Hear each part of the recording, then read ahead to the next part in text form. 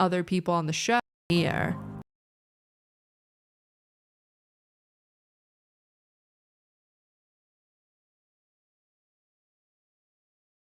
On the surface, Hollywood looks like a magical place where people's dreams of fame and fortune come true. But scratch below the surface and you'll see that things in Hollywood are never as they seem. Because Hollywood's architects of producers and network executives will lie, cheat, and deceive to maintain the perfect veneer. In the 90s and 2000s, the WB network produced hit show after hit show. But over the last 3 decades, the majority of WB shows have been revealed to be absolute nightmares behind the scenes. While countless numbers of these shows had toxic sets, one show stands out among the rest for their behind-the-scenes antics, because the issues between the show's cast are almost just as well known as the show itself. Charmed ran on the WB network for 8 seasons, and even before the show was greenlit, it was making headlines for what was going on behind the camera. And so that's what we're going to be talking about today: the scandals, controversies, and drama of Charmed and its cast. We'll be diving into the complicated legacy and the decades-long drama of Charmed and what really happened when it comes to one of the most well-known celebrity feuds, including how decades later, this feud between Alyssa Milano and Shannon Doherty went on to bring about the destruction of the standards on Grey's Anatomy. The behind-the-scenes story of Charmed could be a TV show in itself, involving cast fights, ultimatums, blackmail, GoFundMes, multiple affairs, lawsuits, Harvey Weinstein, lies, manipulation, the Super Bowl, so much cheating, and so much more. So sit back, relax, grab a drink and a snack, and let's dive in to the complicated world of Charmed.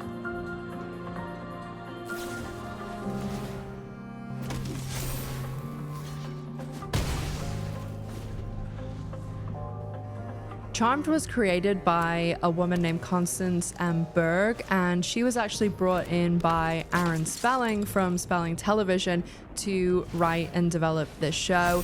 The WB, which was a fairly new network at this time, it had only been out for a few years, they had gone to Aaron Spelling and his production company to ask them to make a new show because they previously had made Seventh Heaven 2 years ago in 1996, which at that time was the WB's #1 show. So Charmed was cooked up because the previous year, in 1997, a mid-season replacement named Buffy the Vampire Slayer had gone on to great success, so they wanted to stick in this supernatural genre, but they also decided on the witch element because at that time, the film industry had seen success with witchcraft movies, with 1996's The Craft and 1998's Practical Magic. So the WB, Aaron Spelling, Constance M. Berg, they all, along with the producers from Beverly Hills 90210 that Spelling brought in, all created the show, and the next thing they had to do was cast it. So the casting for Charmed started this whole Charmed being big news about what was going on behind the scenes, because although Charmed is a very successful show that's widely known, one of the most widely known things about it is that there was a lot going on behind the scenes, and there has been a lot of issues between certain cast members, and obviously that is what we're going to be talking about today. The show is about 3 sisters who, when their grandmother passed away, find out that not only are they witches with magical powers, but that they are the prophesized charmed ones and the most powerful witches in the world. So in the lead role, they cast Shannon Doherty, who, this was big news because she had previously worked with Aaron Spelling on Beverly Hills 90210, but she'd actually been fired from that show due to a lot of issues behind the scenes. So this was a very hot topic that Shannon Doherty and Aaron Spelling were going to reunite and launch a new show. Shannon wanted to bring in Holly Marie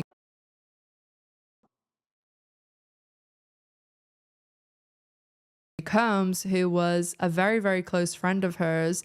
And she wanted Holly Marie Combs to play the role of Piper, who was the second sister, as Shannon had been cast as the older sister, Prue Halliwell. The network originally didn't want to cast Holly in the role, and they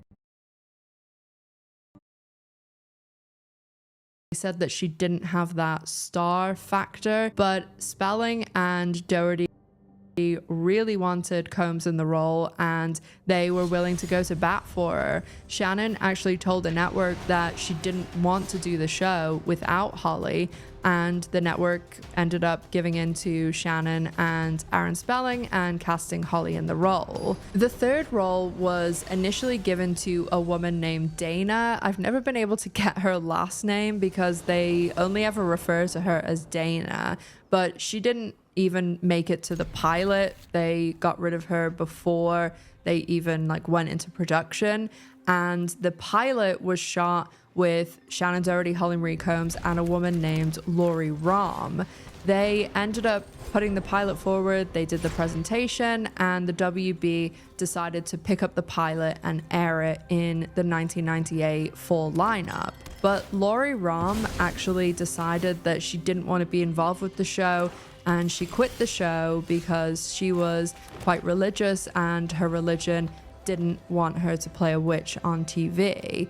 And the way that Holly and Shannon found out that she quit was when they were waiting for her to come to an interview and photo shoot with TV Guide. And because Lori quit while they were in the middle of this interview, what they ended up having to do was they took the picture of the three sisters and it was just Shannon and Holly, and then they had to just leave a space and literally just digitally insert Alyssa Milano when they cast her, because they didn't even know who was going to play that role at the time. When they cast Alyssa Milano in the role of the third sister, Phoebe, they had to reshoot pretty much the entire pilot, sans a few scenes that were just Piper and her boyfriend. And after they shot the pilot, they started going into production, and the pilot aired. It was a great success. They're greenlit for 22 episodes, and they shoot the entire first season. Nothing really started to come out during the first season. There was really just the talk about how successful the show was, and then a lot of people obviously in the beginning spoke about Spelling and Doherty being together again, and the show was received quite well, even though there wasn't really even anything spoken about bad or difficult that was going on behind the scenes during season 1. Apparently there were issues, despite the fact that many of the actresses have said in interviews that season 1 there were no issues. Everyone was getting along and it was fine. But there's been numerous guest stars who were only in the first season that have spoken in interviews over the years about how uncomfortable they were on set due to the tension between the lead actresses. And we will get into what guest stars felt and saw a lot more later in the video. But the first thing to point out here, just while I'm coming up to this first contradiction, is that there are a lot of contradictions in this whole behind the scenes story with Charmed. Obviously, there's always going to be three sides to a story: person A's, person B's, and what actually happened. But there is really contradicting info, and also even just things that people have said happened in 1999, they'll tell the same story in 2024, but it's very different. So there will be contradictions. I'll try and explain any that there's reasoning for, or even why some people might have said certain things like PR and marketing and all of that stuff. But also, I want to just give you all of the information so you can decide what you think happened, because it's a lot. And we will start by going over what we were told at this time when the show was airing, and then we'll go into what has come out over the past 20 years, particularly in the last year or so, because all of the actresses do a lot of podcasts and interviews, and they all go to conventions.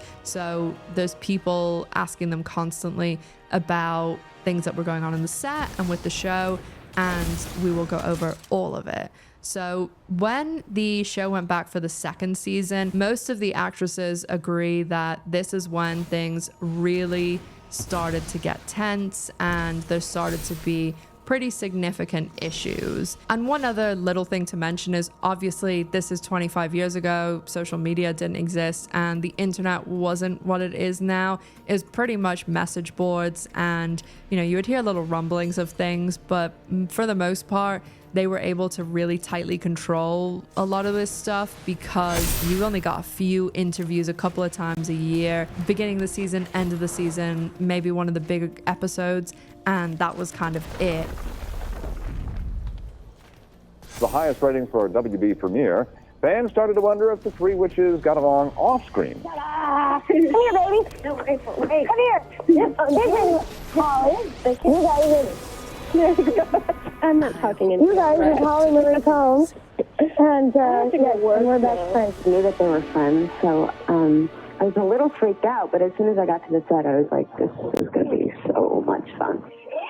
Well, aren't we glad we know that now? So it wasn't until things really exploded that all of the information started coming out about what had really been going on behind the scenes. According to Shannon Doherty and Holly Marie Combs, over the second season, tension started to rise on the set, and there was some alleged jealousy from Alyssa Milano towards Shannon Doherty because Shannon was the lead character. Like, yes, all three of them were the leads of the show, but Shannon's name was the one that the show was attached to when they greenlit it, when they were putting it into production. It was Shannon Doherty is attached to this. It's a big deal. She was the most well known because while all three actresses had worked as kids and had all been on successful TV shows, Shannon Doherty also was on Beverly Hills 90210, which was a huge show. She was very, very famous. So of course she's going to be the little bit more of the lead than Holly Marie Combs and Alyssa Milano. The WB presents Shannon Doherty, Holly Marie Combs, and Alyssa Milano in the series premiere, Charmed. Allegedly, Alyssa Milano also started to have these issues with things like, oh, Shannon might get an extra cover or an extra interview.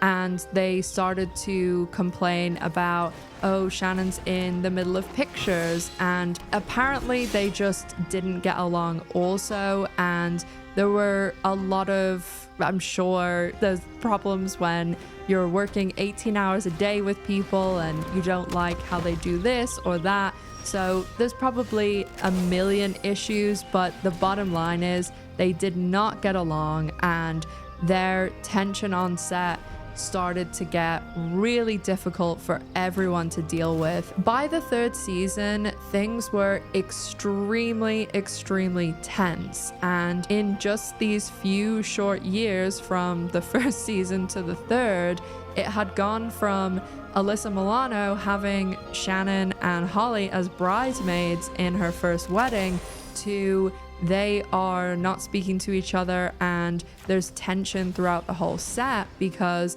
it's just non-stop arguing and fighting, and everybody just feeling completely uncomfortable.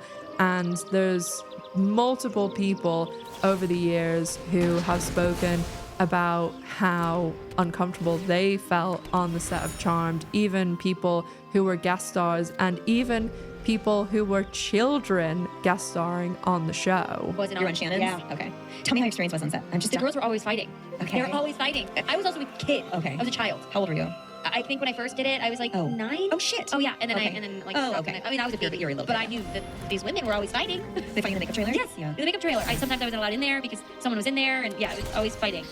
Always fighting. It was not a very fun experience for me on set, that's Yeah, for sure. okay. But because there was a lot of fighting between the girls, and like I didn't know who to talk to, who to pick, you know? yeah. It's like if I pick Shannon, then Holly's gonna be mean, and then if I Yes. pick Holly, Shannon's gonna be mean. It's so and funny then- how you like. I remember leaving that show saying if they offered me $100,000 an episode to be a series regular, I don't know if I would do it.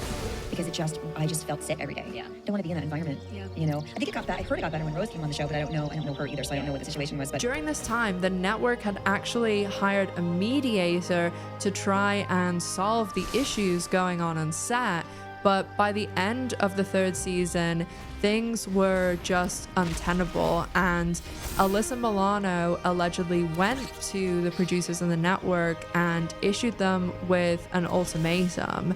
She said allegedly that she was going to sue the show for a hostile work environment, and that she had been documenting all of the issues and every time that she felt uncomfortable on set.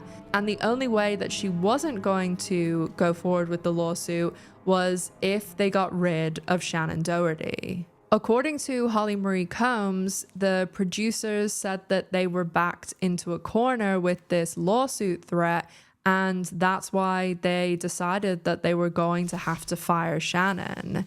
They ended up actually shooting the entire third season, the third season finale, which Shannon Doherty directed, and then they told Shannon that she was fired and she wasn't coming back. So when she directed and acted in the finale, she didn't know that that was going to be the end of the character and the end of her time on Charmed.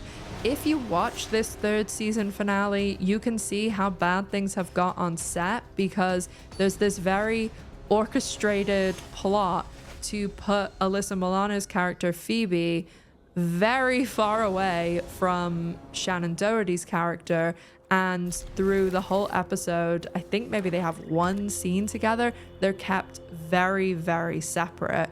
And put a pin in that, because there's another actor later where when they return to guest star, it's very strategic again that they do not share any scenes with Alyssa Milano, because allegedly that was their stipulation for returning to the show for a special appearance. After they shot the final episode of season 3, Shannon was then told that she would not be coming back to the show and that they were firing her. But according to Shannon and Holly, Shannon's team told her, your career will not survive another firing, especially from another Aaron Spelling show, because of everything that happened with Beverly Hills 90210. And I do think that's right, because everything with Beverly Hills 90210, that followed her for the rest of her career. So her team came up with this whole story where she would say that she wanted to leave the show, she asked to be written out, and that she had become bored and she wanted to do something else. And Shannon herself has pointed out in many interviews that this was kind of ludicrous, because the show was only on its third season. It was extremely successful. She was making good money. Her father was sick at the time and she was paying for his treatment. And also, she was getting to direct, which is something that she really wanted to do. And this is one thing that I will praise the WB and CW for, is that there are a lot of their cast members that have wanted to move from acting into directing, and the WB and CW are good about giving their actors opportunities to do so if they want to direct. And you can even see this still today. There'll be people like Danielle Panabaker, directed a lot of episodes of The Flash. There was James Lafferty on One Tree Hill. And there's also, I can't remember the actor's name right now, but he played Efren Brown on Evergreen. And that was a show actually that Chris Pratt was on. And when that show was on the WB, he was an actor. And then he actually moved into directing, and he's directed a ton of CW and WB episodes of many, many shows. So there is this kind of opportunity that Shannon wanted to do that she was being given on the show, which is just another reason to say, why would she leave? So they end up putting out this narrative, and even back when this happened, a lot of people were speaking, even on like message boards and online, about how it didn't quite add up that she would just leave the show. Now, rumors of bad blood swirled between Shannon Doherty and Alyssa Milano, leading to Shannon's exit. Yes, I'm the devil, sweetie. Oh, you're the devil. That's what Shannon Doherty jokingly told Tony Potts about her unceremonious departure last season from the WB hit Charmed. But it was no laughing matter when press accounts reported that Shannon was at odds with both the show's producers and co-star Alyssa Milano. When you're working that constantly with someone, you're not always going to get along. Holly Marie Combs, who is good friends with Shannon, was visibly uncomfortable discussing the issue. For me, personally, yeah. I was a little disappointed, but the show goes on. She's my friend, and I worked with her for a very long time, and I was very comfortable working with her. And what about reports of Alyssa demanding Shannon's departure, or she would walk?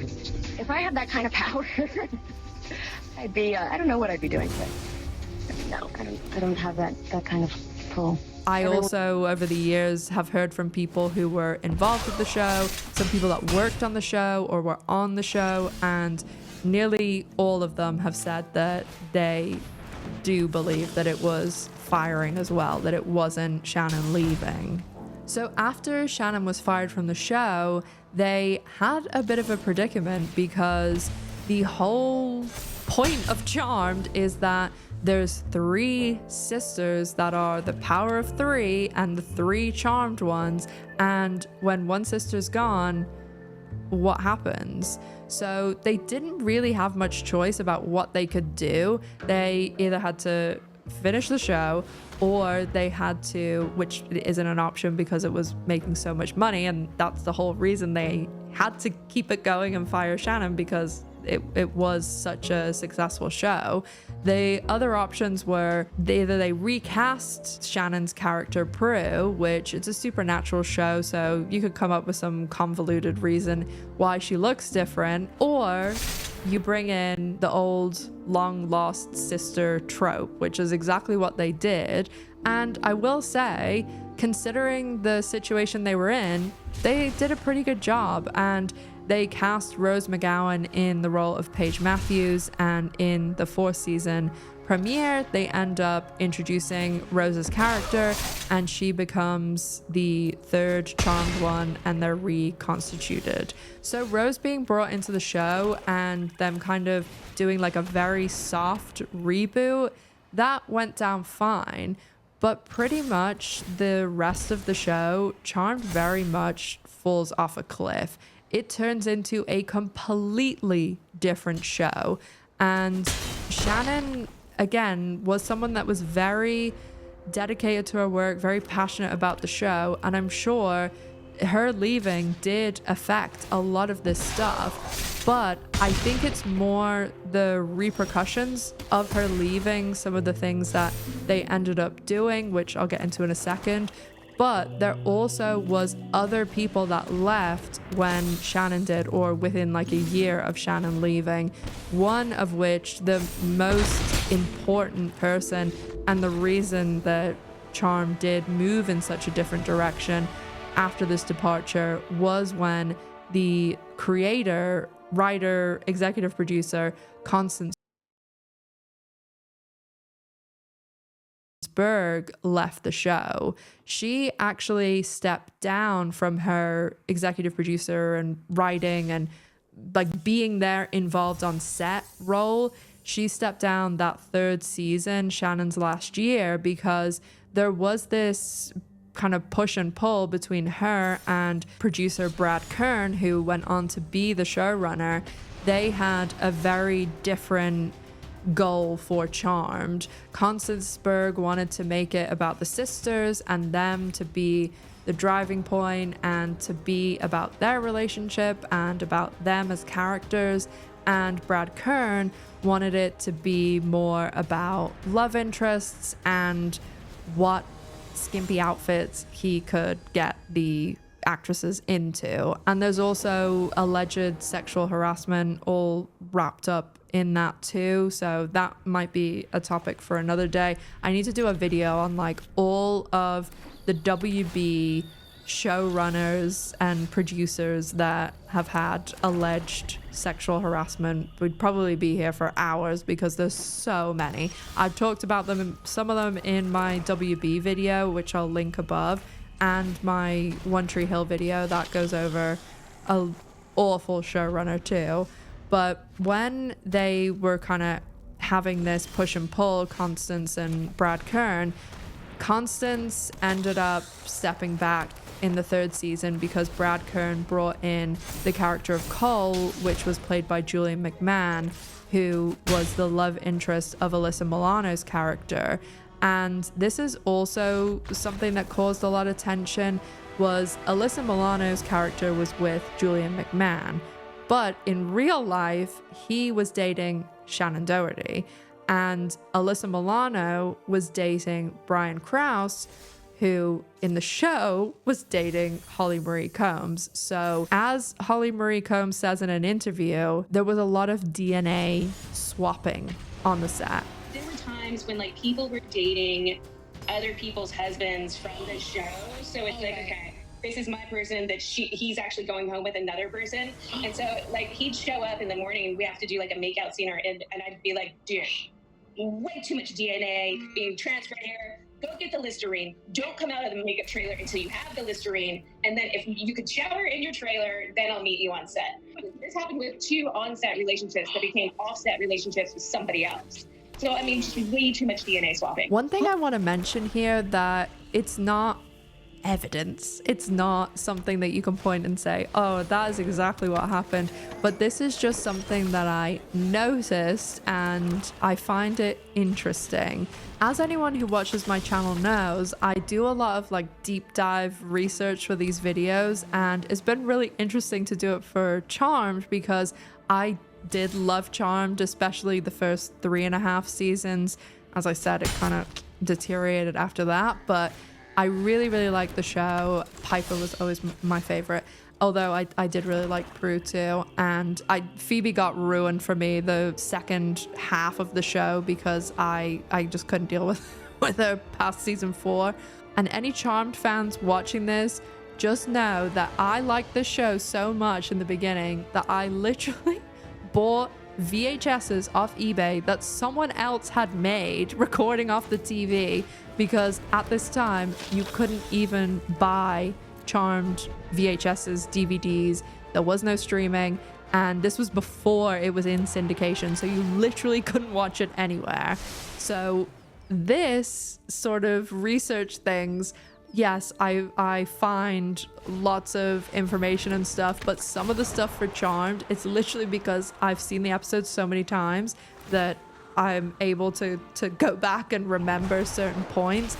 And this thing that I'm going to discuss is one of those moments. I had it yesterday and I was like, oh, maybe they were talking about this, because I listened to all of the episodes of House of Halliwell, which is a podcast that Holly Marie Combs, Brian Krause, and Drew Fuller, who played Chris Halliwell, the son of Piper and Leo, and Brian Krause played Leo, as I just said, Piper's love interest. So they started this podcast a few years ago, I can't remember exactly, and then they stopped it about a year ago because they were getting a whole deal together through iHeartRadio, and it was actually Shannon who got this deal for them.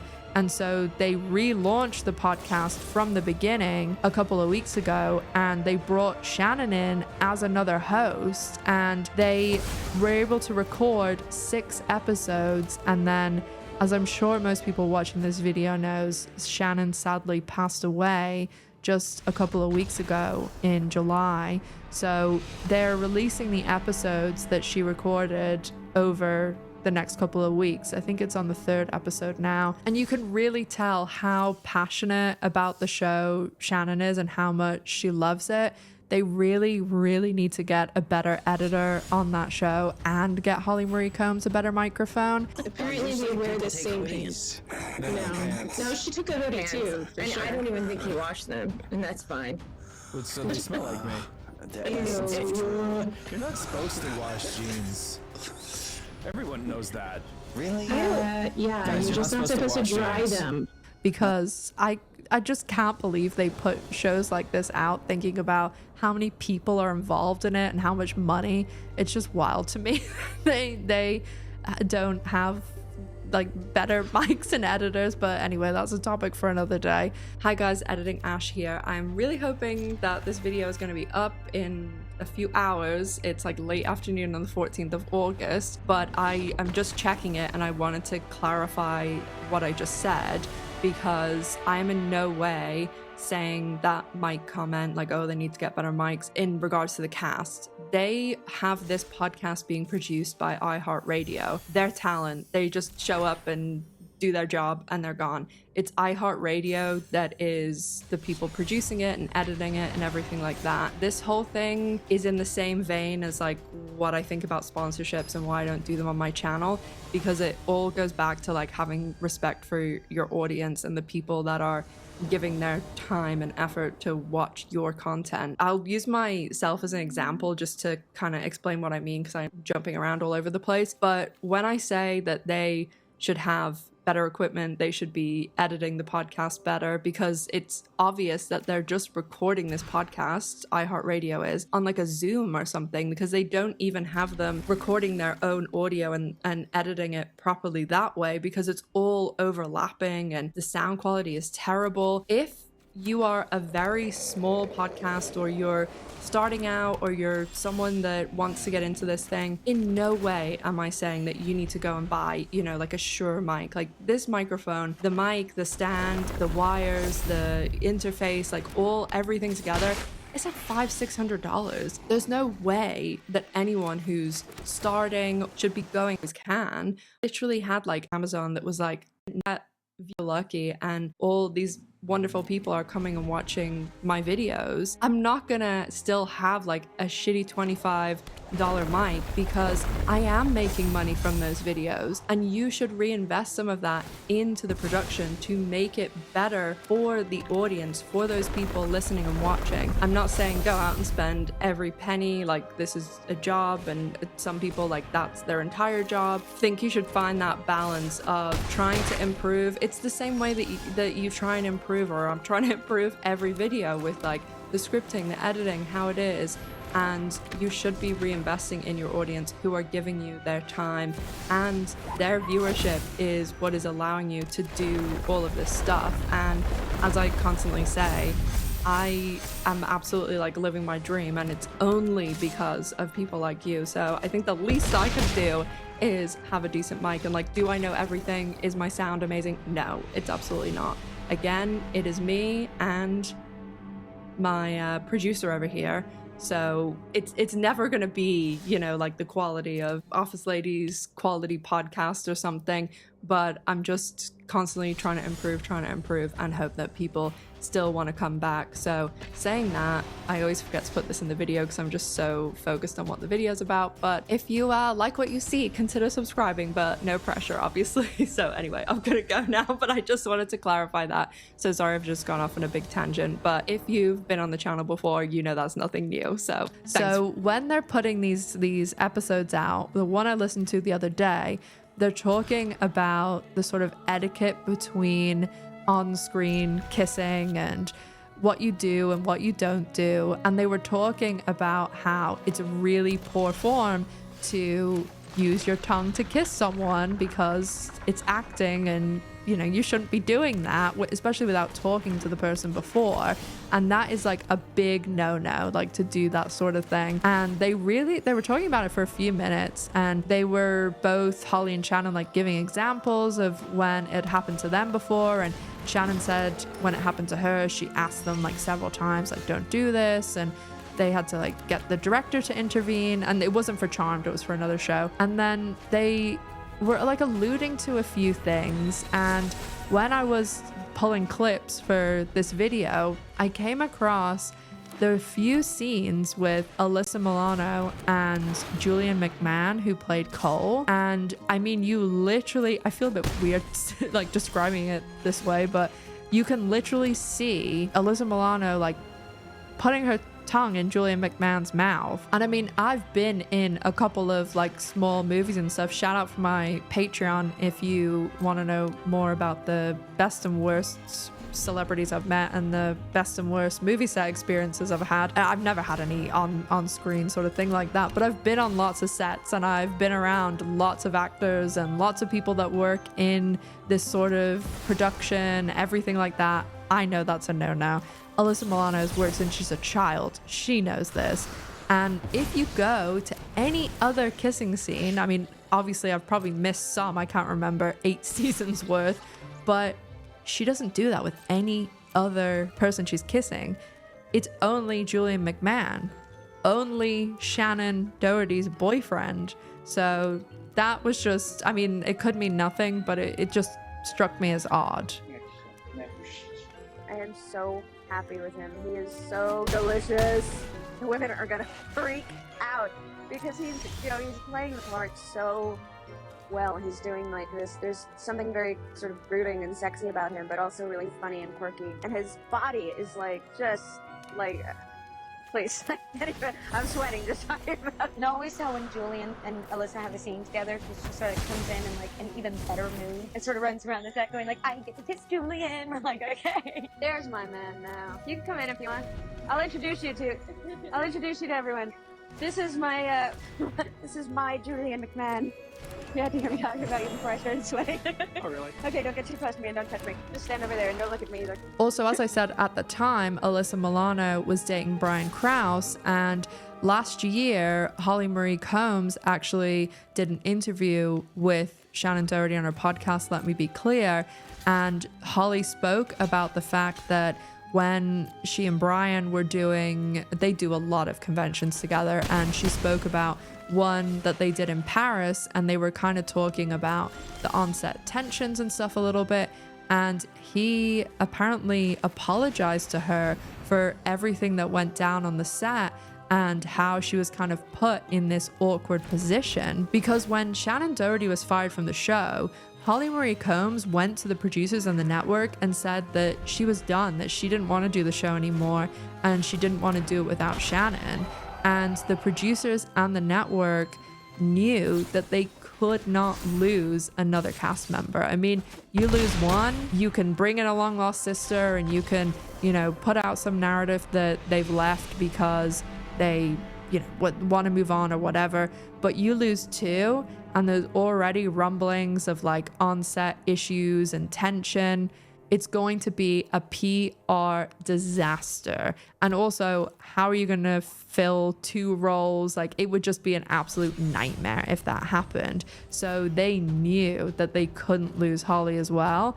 And this is not me using this word. Holly Marie Combs says she was blackmailed to stay on the show because they said to her, if you leave, we will come after you and garnish your wages. If you get another acting job, we'll garnish your wages.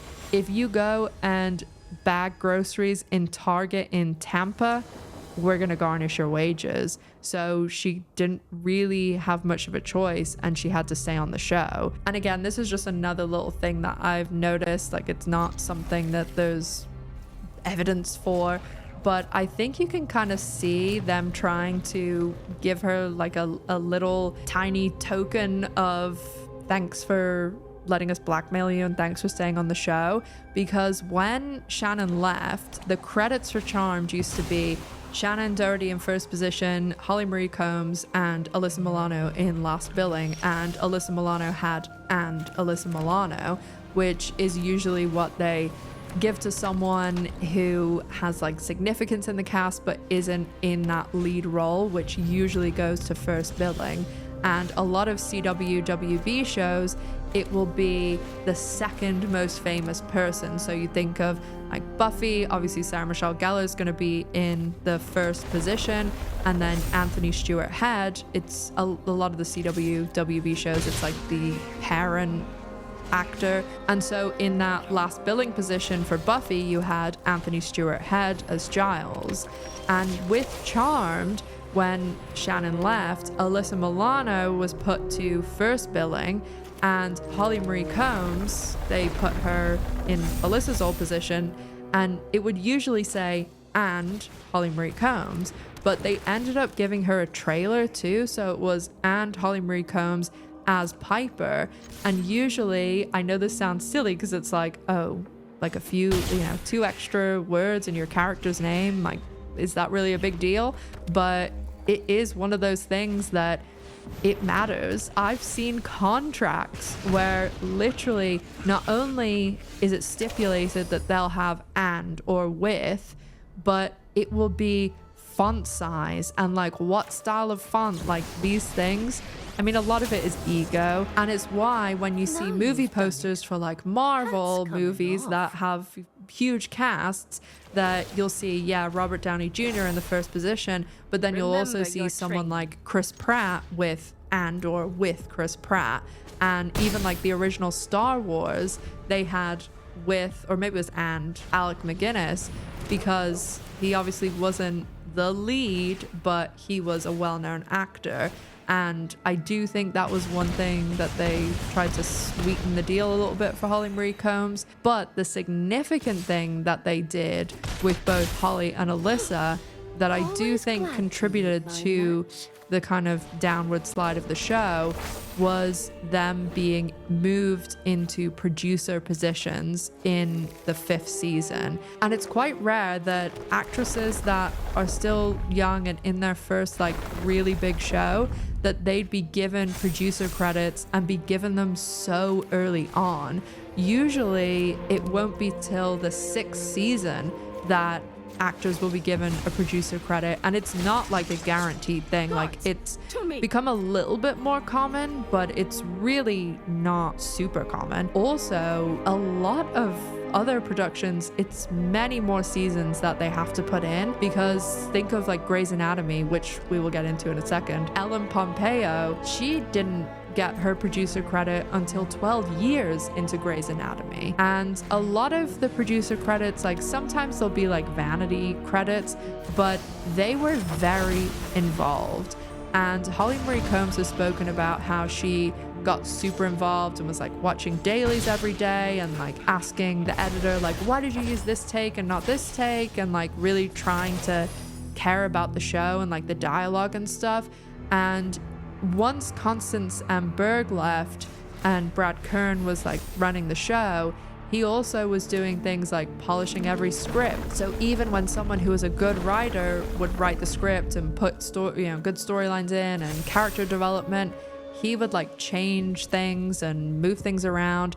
And so the show just kind of developed into these episodes where like one contradicted an episode from 2 weeks ago, and it was very like convoluted things that they did. And not only were the scripts and the writing taking a downward turn, but they moved into this, the most important thing is dressing the characters up in outfits and turning them into different creatures and things. Because when they had the 5th season premiere, this was the first year that Constance Berg was completely removed from the show, they had Alyssa Milano playing a mermaid, and she basically had like a gold tail and pasties.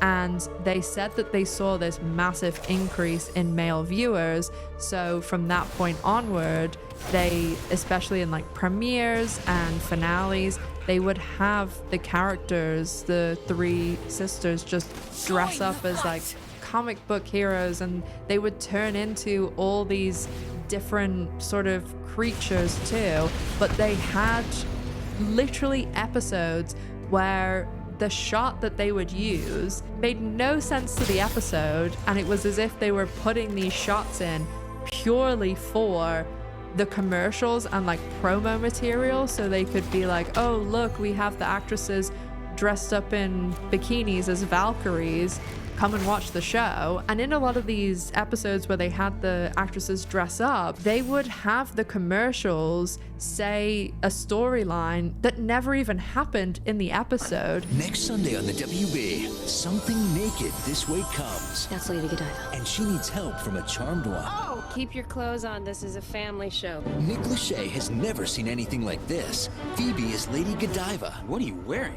Charmed, the Bear Witch Project. Next week on the WB. WB's Big Sunday. So it just seemed completely driven towards the promo material and the commercials, and they didn't really seem to care so much about the substance of the episode. I did find these really good videos. They're a little bit dated now, though. I mean, they're 6 years old, but they're by a woman called Alison Pregler, and she basically goes through each season of Charmed, and she even did some of the comics. And I'm sure some people will be like, oh, it's a little bit nitpicky, but I think the videos really go over a lot of the issues that developed in the later seasons of Charmed with character development and writing. And she goes a lot into the stuff with Phoebe in the later seasons.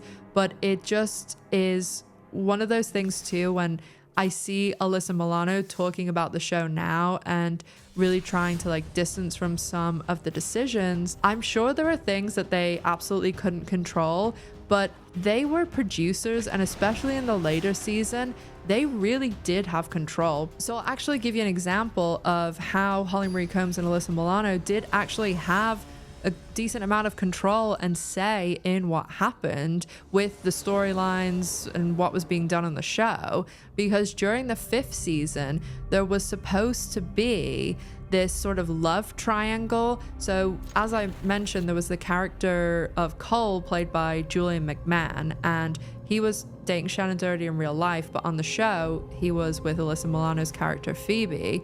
And at the end of the 5th season premiere, he was supposed to kiss Paige Matthews, Rose McGowan's character, and so there was supposed to be a love triangle between Paige, Cole, and Phoebe. But Alyssa Milano and Holly Marie Combs said, no, we don't want to do that. And they completely axed the story. And there's not just examples of them axing storylines, but I really think you can see how this interference is sort of highlighted in the latter seasons of Charmed, because I think the character of Phoebe especially turns into a bit of a caricature. And I don't want to get too much into this, because if you haven't watched Charmed or you haven't watched it in a while, and I know like people, you know, like certain characters and don't, and that, you know, I'm not doing like a TV analysis, but basically if you watch Charmed, in my opinion, you just see Phoebe develop into this character that can do no wrong. And there is scenes built into the show that are just there to talk about how amazing Phoebe is. It's really strange when when I noticed this and I started then looking out for it, it's constant. And there's her whole storyline with working in a newspaper and having a column. And I mean, maybe I just don't know a lot about newspaper columnists, but it's like she's Adele or like Britney Spears. Like, she's on billboards and famous, and all these people on the show are just talking about how amazing Phoebe is and how awesome she is, and she has all these rich boyfriends flying around in private jets. It's like some sort of wish fulfillment. But the stunningly beautiful Phoebe Hollowell of Ask Phoebe fame. Your column has skyrocketed. All the critics rave about how amazingly insightful your advice is. I still can't believe she's really gone. She was always so sweet to me. She always had a smile for everyone. And she was always there whenever you needed her. She was amazing, wasn't she? Hey, look at you. You're lounging around in a tracksuit with a pencil in your hair and glasses, and you're so beautiful. Rose petal lips, slender neck, fiery, passionate eyes. And when she laughs, I mean, doesn't that just make you feel like you can fly? I won't get into that because there's just too much else to talk about with behind the scenes, but I really suggest these videos that, of course, I will link down below in my sources. I always put every single video, interview, article that I use to make the video in the sources. It's a Google link. So after Shannon Doherty left, you would think, oh, everything must be solved then, especially because Alyssa Milano and Holly Marie Combs were given the producer credit, so they had a bit more control. Because one thing they talk about in the very early days of Charmed was how little control they had, how they weren't allowed to, you know, even change their hair or anything like that. So they're given more control, they're given more money, and Alyssa Milano was making a lot of money per episode by this stage. She was making $250,000 per episode, so that's like every week, which is about $350,000 in 2024 money. Editing Ash here again, guys, just to say, it was actually Rose McGowan who purported Alyssa Milano made $250,000 an episode. I did see some very old articles, like from when Charmed was actually airing, that around season 4 she was making about $90,000. So that does make sense that as Charmed has gone on and she got the producer credit, $250,000 is probably absolutely true.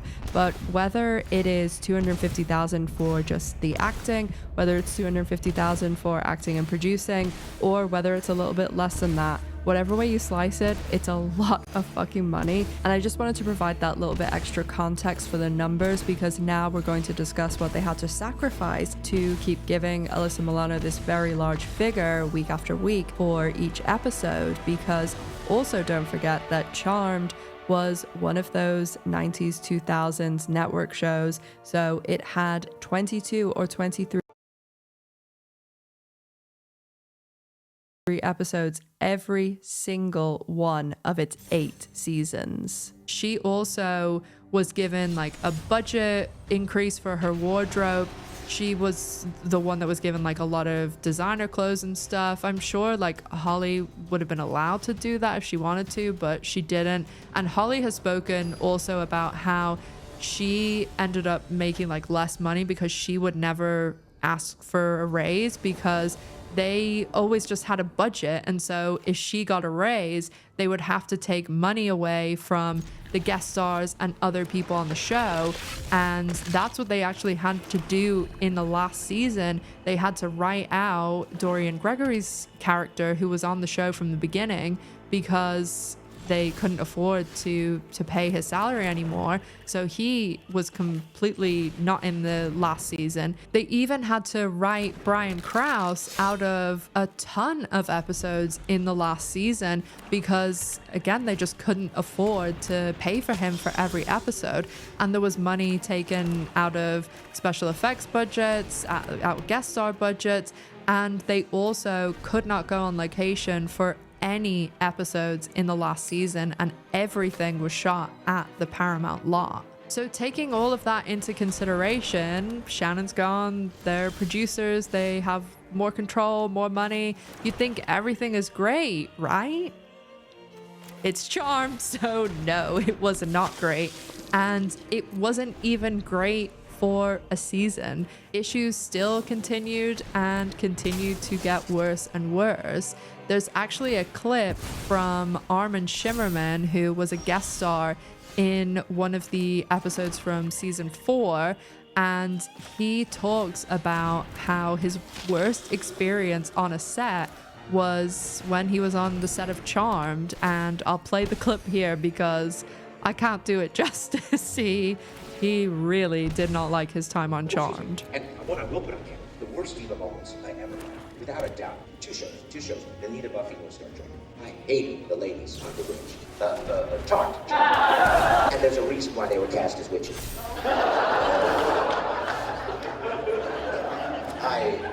Of all the shows I ever worked, that was by far the ugliest. And not too fond of Seinfeld. So even though Shannon left the show, the issues certainly continued. And as I said, he gets started in the 4th season. So this is the season just after Shannon's left. And Rose McGowan and Alyssa Milano had issues as well. They weren't really covered when the show was being filmed and coming out, but they have both spoken about issues that they've had, especially Rose McGowan. And there was a lot of back and forth between Alyssa Milano and Rose McGowan over social media in recent years, because Rose McGowan was very involved in the Me Too movement because she was sexually assaulted by Harvey Weinstein, and rightfully so.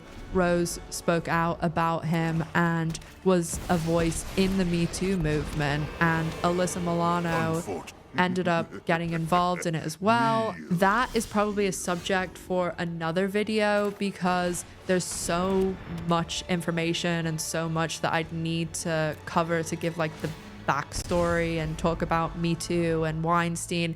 So that is something that I could definitely do for another video if anybody would be interested in talking about Harvey Weinstein and everything that happened there. That might be something that I could cover on Patreon too if like enough people aren't interested here, because it'd probably be easier to talk about on Patreon because you don't have the same like censorship as YouTube. That's why on Patreon I talk about stuff that I would never talk about on here.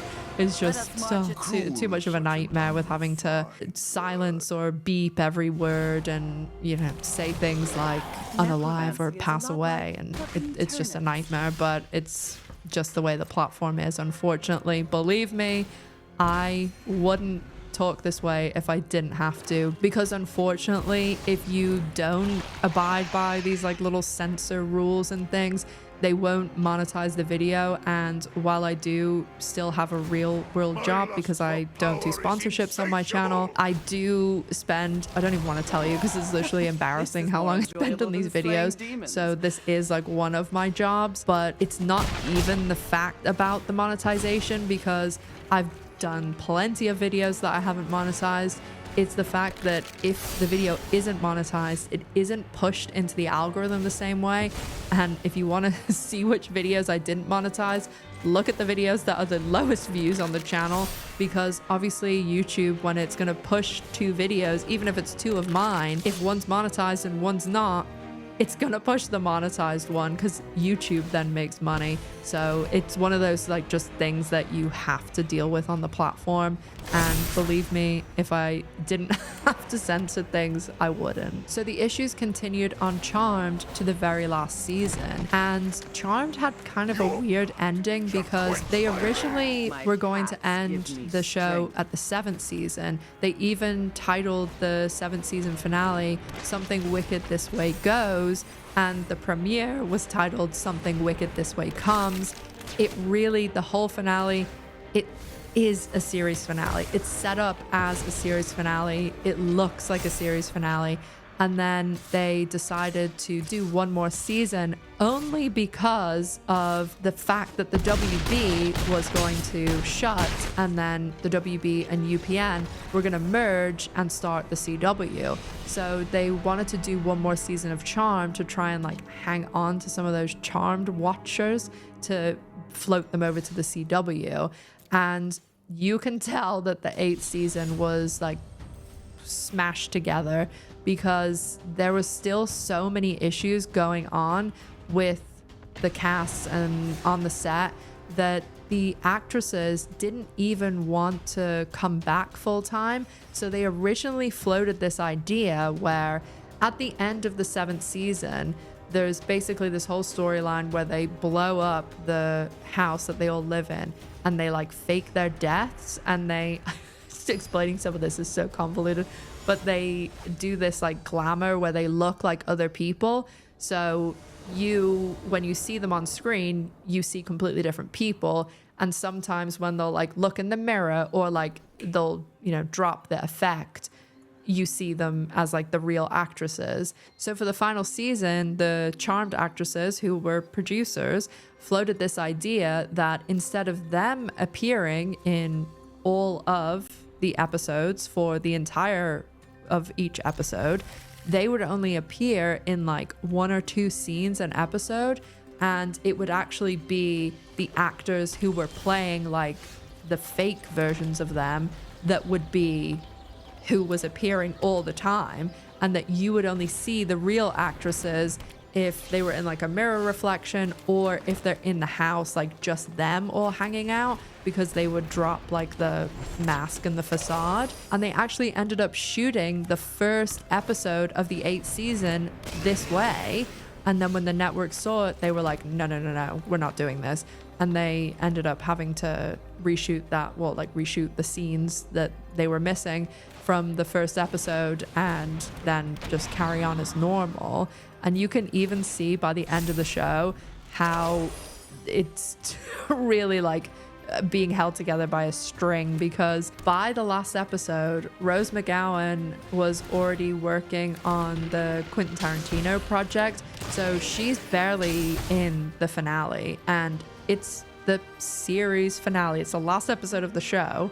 And then Alyssa Milano went on vacation with her family, even though the show that she's the star of and a producer on for 8 years is ending, and then you could go on your vacation then. So Alyssa Milano and Rose McGowan are barely in the finale, and it's kind of all on Holly Marie Combs, and the finale is really pretty much her.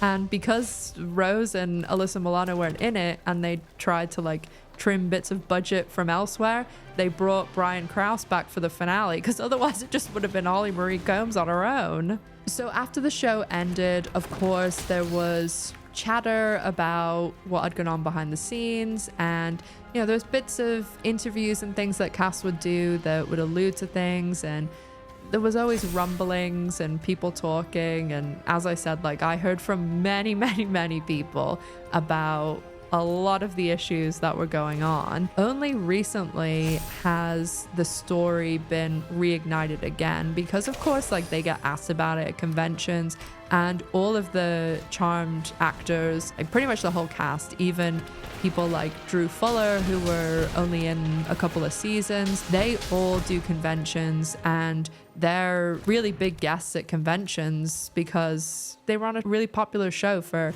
a long time. So they're a staple in the convention community. But it wasn't until last year when Holly Marie Combs came on Shannon Doherty's podcast, Let Me Be Clear, for 2 episodes, and they went over everything about Charmed and Shannon's exit from the show from their point of view. And they told basically what I've said here about Shannon being fired and them orchestrating this whole, oh no, she wanted to leave. And then they went into more details about how uncomfortable it was on set. And of course, as I said, you know, there's always one person's side of the story, the other person's side, and what happened, because they talk in this interview about, oh, everything was great in season 1, and then you have season 1 guest stars who were saying, no, it was awful. You have them also saying in this interview, oh, we didn't argue, like no one knew, it was all just in closed doors and nobody was aware of what was happening. And yet, like, every single person I've ever known who like stepped foot anywhere near Charmed set was like, it's a nightmare. And also so many people over the years have talked about what was going on over there. And that Armin Shimmerman clip speaks for itself, because, I mean, what does he have to gain from saying that if it's not true? He's saying it to a room full of people at a convention, probably not even realizing that he's being filmed. So I just can't imagine that that's something that he would like make up. Like, what is he going to gain from that? So Shannon and Holly do the podcast, and there is a lot of back and forth on social media after this podcast, because Alyssa Milano obviously heard, and then she started speaking on social media, and there was back and forth between them. They're definitely not shy about putting stuff on social media. And then when they went to MegaCon in Orlando, Shannon Doherty, Holly Marie Combs, and Rose McGowan, this is April this year in Orlando that they went there, and they appeared on a panel together. And then Alyssa Milano was also there, but she appeared by herself on a panel. And all of them spoke about this kind of divide. When Shannon, Holly, and Rose were on stage together, they answered questions and were talking to the fans and things. And then at the end, Shannon read like a short statement basically against what Alyssa had said, where she had put out a statement on social media saying, like, why is everyone bringing this up like 25 years later? And while that's a point, like, yeah, it was a long time ago, but also Shannon was diagnosed with terminal cancer, and I can understand her wanting to get her side out, especially if all of that is true and she had to go with this story of, oh, you're leaving the show, and her dad was sick at that time, and it did damage her reputation and things too, and she lost out on a lot of money. And the money side is an interesting thing too, because Shannon was on the show for 3 seasons, and she actually recently spoke in like a court case against her ex-husband how Charmed was being taken off a lot of the streaming networks and reruns and things. And she was saying how when that happened, she would be in like a bad spot financially because she couldn't work anymore. So she lost her health insurance through the Screen Actors Guild. And most of the way she was able to pay for her treatment was through Charmed reruns and syndication. But when the show left, like obviously she's not going to get that income anymore. And then you look with Alyssa Milano, one thing that she got a lot of backlash for recently was putting up a GoFundMe for 10 grand for her son's like baseball tournament. And you have to think Shannon Doherty was on that show for 3 seasons, and that was like the bulk of the income she was making was just from the syndication. Alyssa Milano was on the show for 8 years, and she was a producer, and those producers make good money. She also got a significant raise. So with that raise, she will have been getting a bigger cut for the reruns. And she was on the show for nearly 3 times the amount Shannon was. And she had the producer credit. So I would even like guesstimate that she was probably making 10, 15 times more than whatever Shannon was getting from reruns. And you're putting up a GoFundMe for 10 grand. Like that really rubbed me the wrong way when I saw that. And I know I shouldn't editorialize too much, but that I know a lot of people had issues with the baseball thing, especially because a few weeks after she put the GoFundMe up, she went to the Super Bowl where, I mean, everybody knows the Super Bowl tickets are super expensive. And it's just, I don't know. I don't think it's a good look when you are a super mega rich actress and you're married to an uber rich agent who worked at CAA. And there's a whole thing with CAA too, because Rose McGowan has spoken about Alyssa Milano's husband being a CAA agent because that was the agency that Harvey Weinstein was involved with. So that's something else I could talk about in the potential Harvey Weinstein video. But that is something that really rubbed people the wrong way because, I mean, have you seen the world? Like, the world's on fire and everybody is struggling and it's a nightmare trying to get by. And yet you're asking for 10 grand for like a baseball thing for your son. I mean, I can understand why people got really angry and she got a lot of backlash. So after Rose, Holly, and Shannon did their panel and Q&A, the next day at MegaCon, Alyssa Milano did her panel and Q&A, and she did discuss the topic and kind of reiterated what she said on social media. A lot of, I want to just move on from this, I don't want to talk about this anymore, and I just want, you know, the fans to enjoy the show, and we're not the best of friends. Okay, let's kind of move on. So after MegaCon, there was a lot of discussion on social media, and it was a lot of, well, with all this information, like, who do you believe, or what do you think really went on? And I think most people have come to the conclusion that even the actresses don't even seem to know what went on. It just seemed to be an absolute nightmare. And even Holly Marie Combs has said, we were all nightmares. We could have all been better. We all did things we shouldn't have done, which I think is valid. And I do think what Holly said is probably true, that they all were nightmares and all contributed to it in some way. I don't think that Shannon should have been let go, because again, it's like taking away someone's livelihood, and that did really damage her career.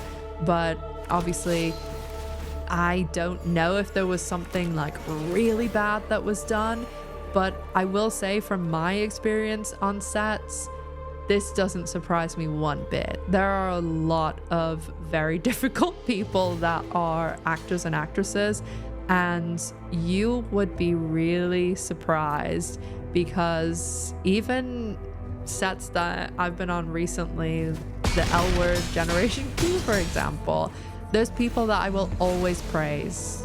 Rosie O'Donnell, Laurel Holloman were absolutely amazing to me, and I covered that show on my original channel, and I got to go to the set and like rap parties and everything, and there is a big part of me that wants to do a video like this about the L Word Generation Q, because I think if you really watch and pay attention to my L Word videos, that you could probably figure out who the nightmares are, because I'm very quiet about certain people, and that's because obviously you don't want to.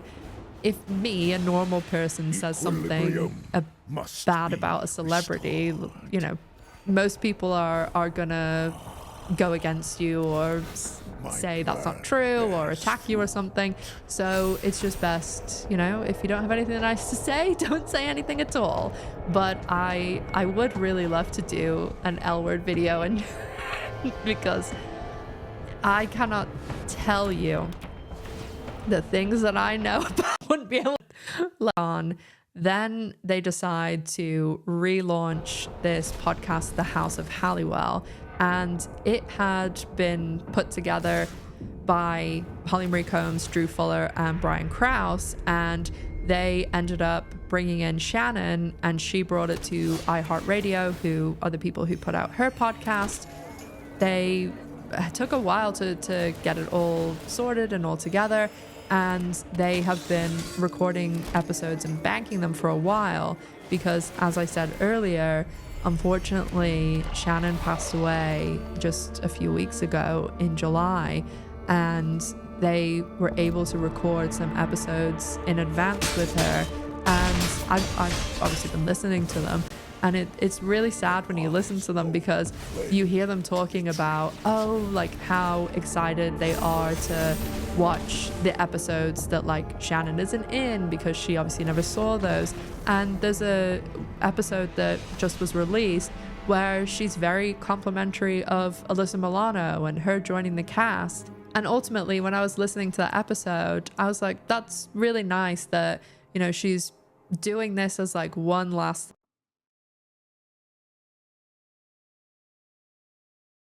thing for a show that she loved, that she knows that her fans loved. And she was saying something nice about Alyssa because like maybe they were never going to be the best of friends and they weren't even going to be acquaintances or forgive each other or whatever, but I think they both have just accepted it and moved on. And I am really glad that Shannon was able to do something else charm related before she passed away, because as I've said many times, you can't listen to her talk about the show and not see how she cares about it.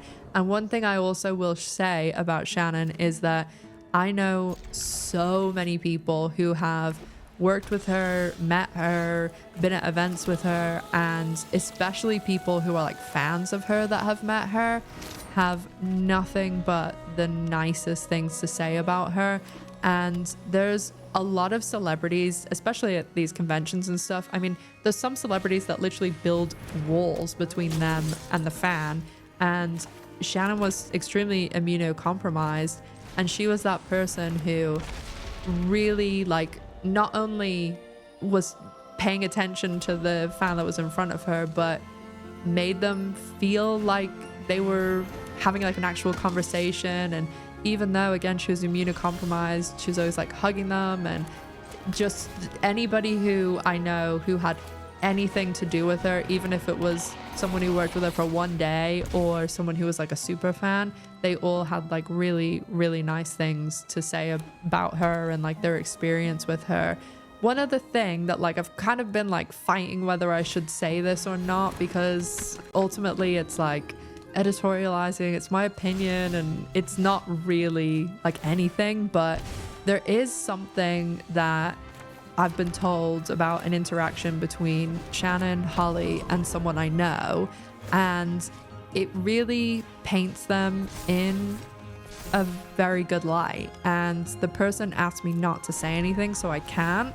So that is like one other tick that I have in their column. I know that that is like providing you nothing, but there are a lot of things that people tell me, or like things that I've seen on sets, or people that I know, or people that I've worked with, and it's great to people are so open about me sharing stuff and talking about things, but there are a few instances where people have sworn me to secrecy, and I can't say anything, but I did want to throw that in anyway, because by this stage in the video, most of the people that are here are the people that are pretty, clued in, and also people that are here to see the whole story. So as I said, I know that doesn't give you much, but I wanted to at least give you as much as I can all of the context that I'm working with for what I'm about to say next. The behind the scenes drama on Charmed is messy, convoluted, and complicated,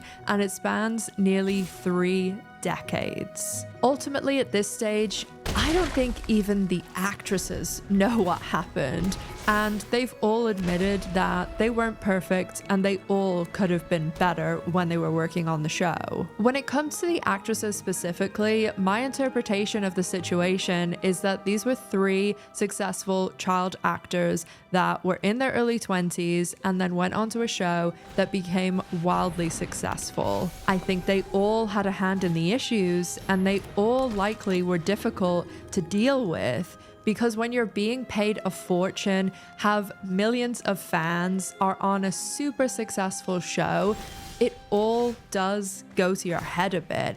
And I think a lot of the issues with Charmed, it was all to do with everyone's egos. Hi guys, Editing Ash here again, because most of the time I have to jump in and tell you something that I forgot to mention in the video.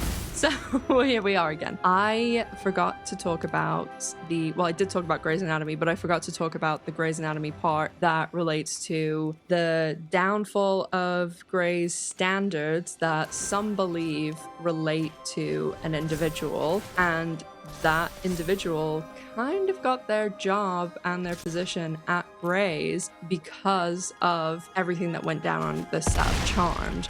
So there is a woman named Krista Vernoff who worked on Grey's Anatomy since the beginning. And as most people know, Shonda Rhimes created Grey's Anatomy. She's amazing. She also did Crossroads, the Britney movie. And Shonda was on the show, ran the show, was a showrunner for many, many, many years. And then she has now mainly been on Netflix. She's got a big deal with them. She does Bridgerton, and she kind of handed off the showrunning duties because she started also doing a bunch of other shows like How to Get Away with Murder, which absolutely love that show. Viola Davis is amazing, and Scandal and a bunch of others. So she handed off showrunning to Krista Vernoff, who she had been a writer, and she had other positions, like she literally worked her way up on Grey's. And a lot of people have issues with her and the way that the show has gone since she's been in charge. I know, like, one of my things was I didn't like that at season 14 they just got rid of Arizona, who's my favorite character, and April, and just a bunch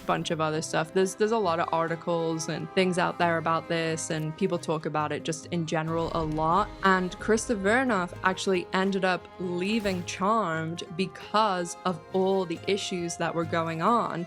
So she was on Charmed from the beginning, and again, she had multiple different titles and moved up, and she ended up leaving after Shannon and Constance. And there was actually a big social media hoorah between Kristen and Holly Marie Combs and Alyssa Milano, and I think Rose and Shannon might have alluded or spoken about it later too, but it was majority Holly and Alyssa, which, them being producers and them being on the show the longest, it makes sense, because Krista did an interview where she talked about Charmed and how she didn't like the direction that the show went in pretty much after Constance left, and was talking a lot about, there's some quote that she said that was basically saying that it was bad what they were putting out, and it was talking about, all of the very skimpy outfits and dressing them up as creatures, and just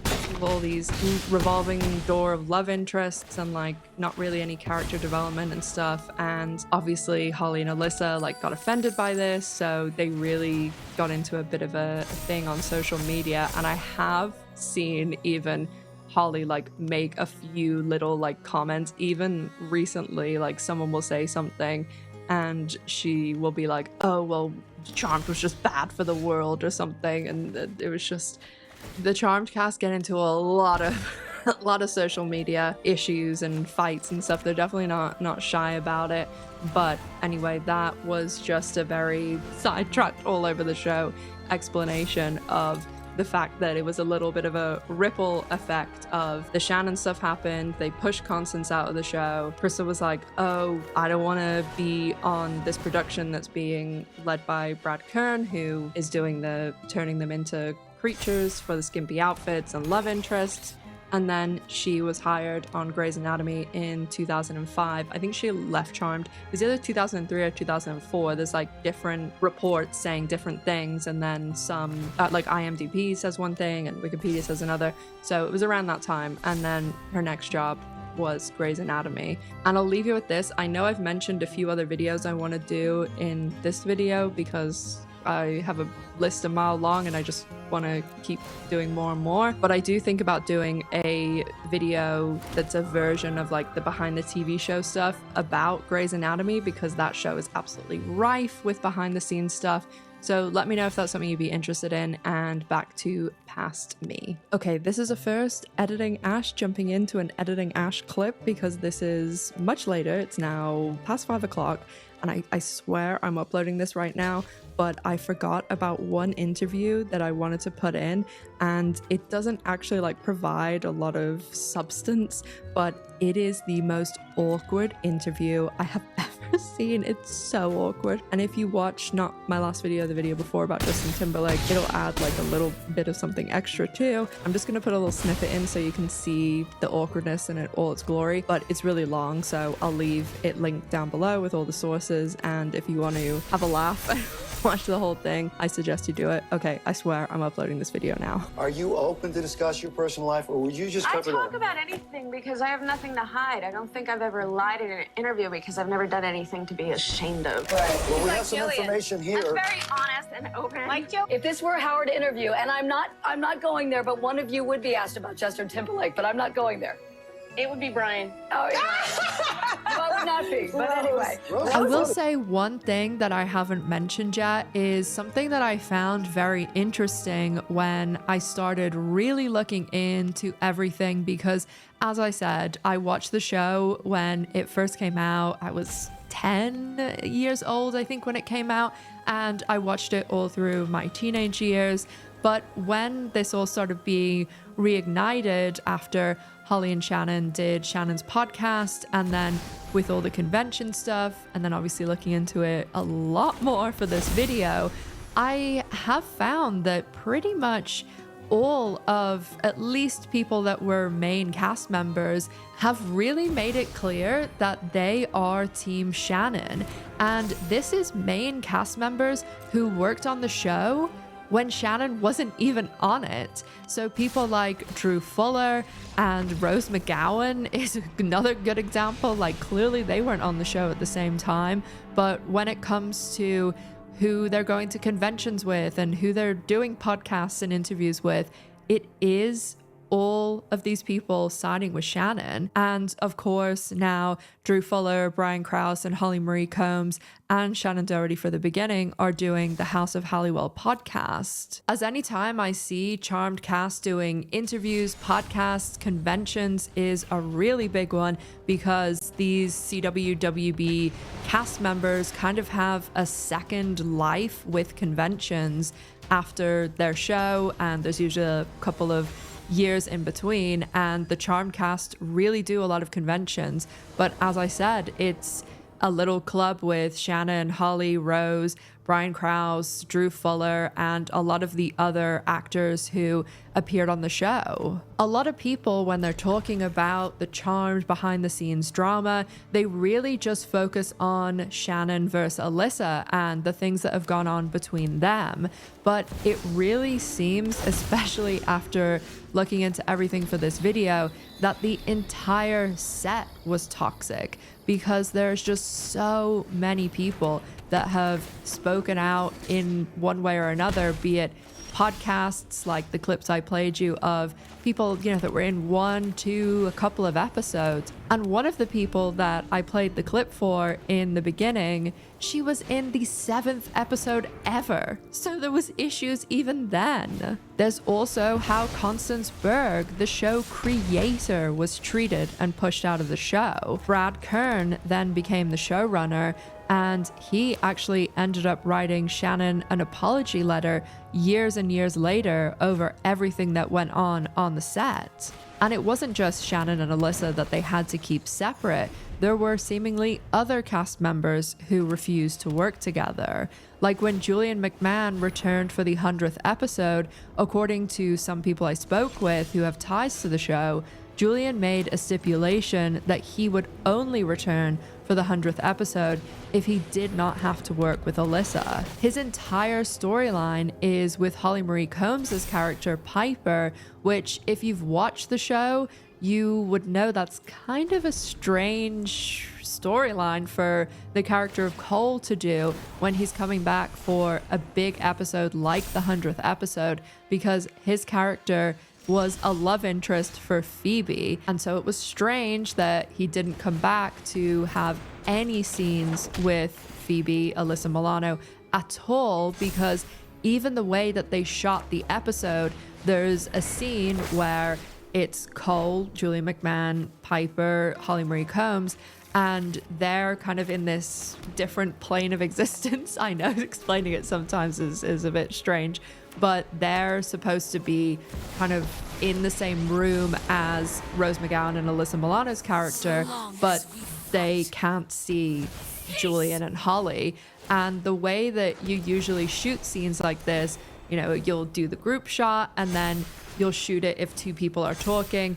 You shoot it like I am now with a camera pointed towards me, and you might have, say I'm speaking to Piper, you would have Holly Marie Combs or a stand-in stand very close to the camera with the back of their head, basically as if a normal conversation's going on, and then you switch the camera. And the way that they shot this scene, it's actually, they've shot like the group part, but they pull in really tight so that when it's with a camera pointing this way, they basically just have it tight on Piper and Julian McMahon's characters here. And they've obviously done this so that they can film this scene in 2 separate parts, with only Holly in the foreground and Julian not having to interact in any way with Alyssa. And I know at the time they tried to say there was some sort of scheduling thing, but Julian shares a scene with Billy Zane, who's like the other person who is a guest star that you would think this only scheduling issues could be with him,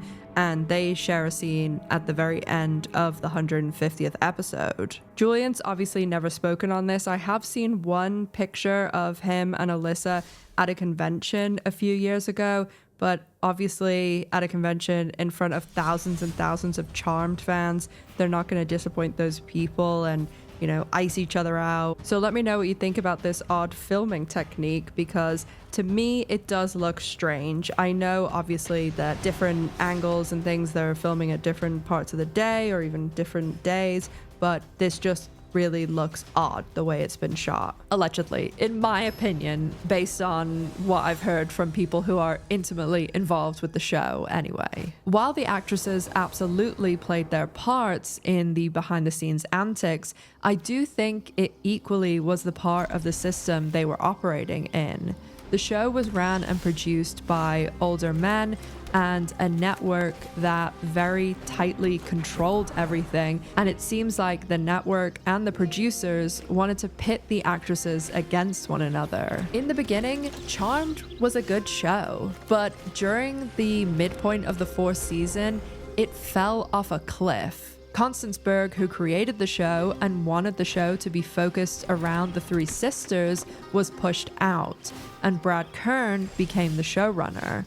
Kern also had a hand in writing or polishing every episode, and his priority was love interests, Alyssa Milano's character, and dressing the cast up in revealing outfits. If you didn't watch Charmed when it was on the air, this dressing the cast up in outfits got so much backlash. People were so over it because People watched the show in the beginning for the sisters and the storyline, and by the end, it was just what creature are they going to turn them into this week?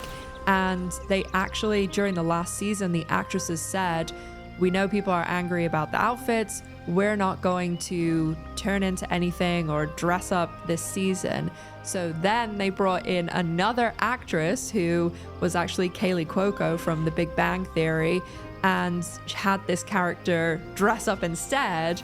And anytime they did have to turn into anything, they made it so they brought in other actors to be the things that they turned into. So they couldn't even have one season not turning into things. One other crazy thing about the creatures and revealing outfits is the episode I was speaking about earlier where Alyssa Milano turns into a mermaid, and that was when they really like lent into the let's get these revealing outfits on. That episode actually made Brad Kern write a spin-off about mermaids, and it wasn't really a spin-off of Charmed because it just was about mermaids, and it in no way it wasn't like it was the mermaids from Charmed or anything. It didn't tie in at all. It was just mermaids, and thankfully that show was never made. But the only reason it wasn't made was because of the fact the WB was closing and merging with UPN to create the CW. I think the fact that the show lost Constance Berg and Shannon Doherty ultimately hurt it, and it never really recovered, because say what you want about Shannon Doherty, but she was very, very passionate about Charmed, and Constance Berg was the creator. And also, you can't say that it had the same level of storytelling and even actual consistency in the later seasons, because the episodes towards the latter couple of seasons are so contradicting, and you would have one episode that 3 episodes later completely changes everything about what characters have said. And even towards the end, it was like the people writing the show hadn't even watched the show. And I'll give you an example, because there is a scene that is later in the show, and Piper is saying to Leo, her husband, "Oh, my Grams, the first thing that she taught me was about demons." The whole premise of the show is that these 3 sisters come back after their Grams has died, and they find out they are witches, and it's completely unknown. They knew nothing about this. That's the premise of the show, and this is completely contradictory information. Okay, I'll stop talking about the convoluted storytelling. I just really am so disappointed by the last couple of years of the show, especially because the last 2 seasons, it was just recycled plots, recycled storylines, and really bizarre stunt casting. And it's actually quite sad, because the show had so much potential, and I really wonder what would have happened if Constance and Shannon stayed on the show. After the actresses playing them became producers, the characters of Piper and Phoebe became caricatures that could do no wrong. And as I said earlier, the character of Phoebe became unwatchable and honestly a parody of earlier seasons of the show. And as I also said earlier, the producer credit was obviously a sweetener or some sort of bargaining chip, because it's just so out of the ordinary that actresses would be made producers at the 4th season. That just never happens, especially on the WB, CW. And also the fact that they never made Rose a producer, and she was on the show for 5 seasons. People are complicated, and it seems like a lot of egos, not just the actresses, got in the way of what could have been a good show throughout its entire run. I still really enjoy the earlier seasons of the show, especially the fact that in the late 90s, when I was 10, 11 years old, It was unheard of to have 3 female leads in a popular show. I know the actresses are keen to do a reboot, but if that doesn't happen, I hope they have great success with the podcast House of Halliwell.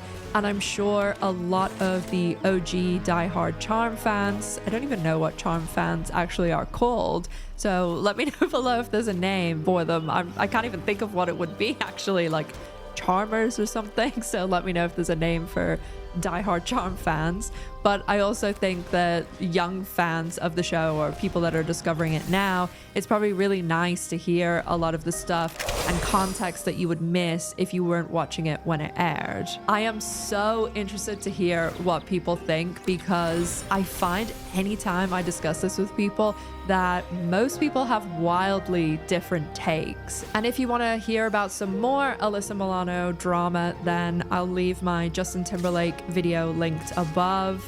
I wanted a bit of a lighter topic for this video, as we just had 3 big mama monster dark deep dive topics, and my next video is going to be a mega deep dive, crazy, some dark stuff too. So I'm really looking forward to getting that video out for you guys. If you haven't got your fill yet of the WB and the CW, I do have a video about a lot of WB shows, Buffy, Smallville, lots more. I do have a One Tree Hill video too, and tons of other shows, Glee, That 70s Show. And if you want more content, you can check out my Patreon. Consider subscribing, but absolutely no pressure. Just thank you for being here.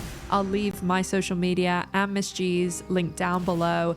Thank you so much again, and as always, make sure to stay safe, take care of yourselves, and I'll see you in the next one. Bye guys!